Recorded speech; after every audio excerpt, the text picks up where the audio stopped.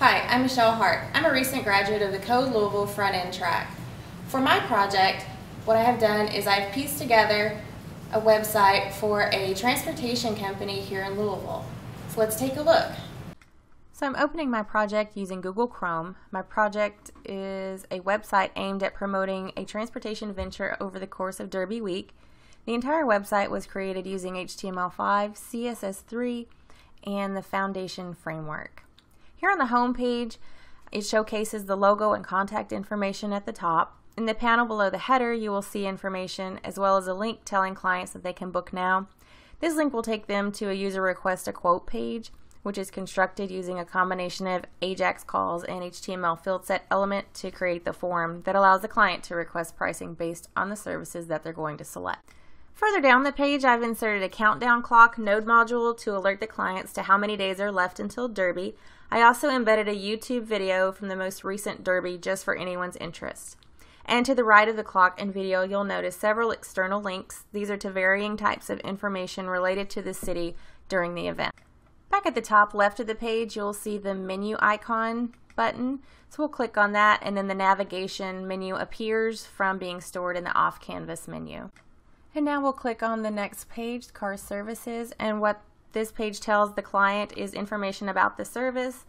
Here I've also included images of the transportation destination area using a slick carousel node module. Here you'll also see a reveal modal button that will take us to the request a quote page and the link to the terms and conditions of service. So let's go ahead and look at that request a quote page.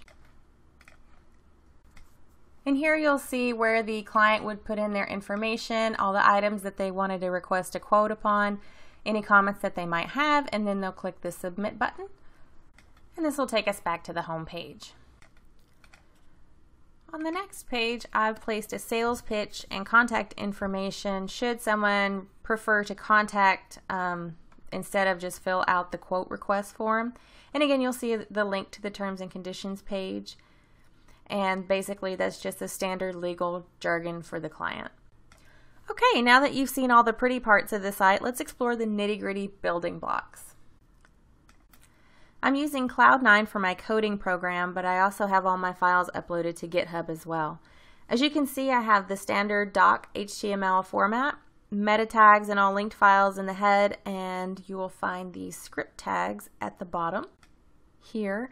And those are placed there for performance optimization best practices. I've also included tab indexes for user accessibility, and I use the Flex Video attribute for the embedded YouTube video so that the video box would scale appropriately as the screen sizes change. And then of course all the href tags to the externally linked websites.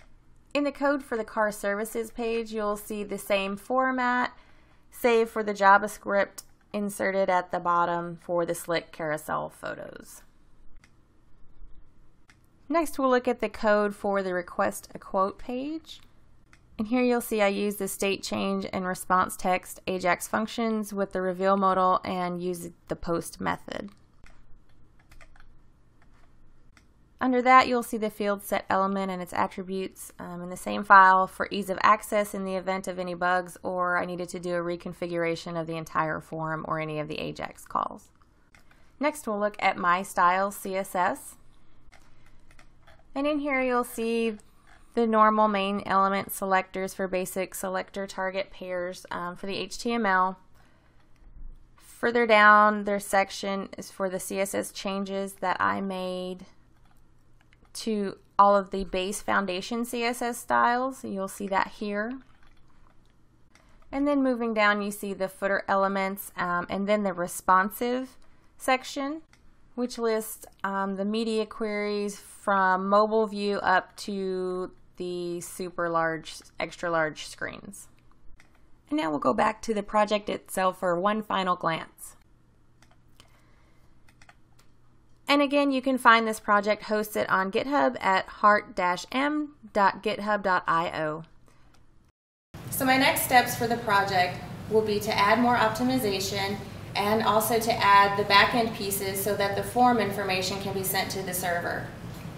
Going forward professionally, What I plan to do is attend the next session for the back end, either PHP or Ruby on Rails, and also some mobile development.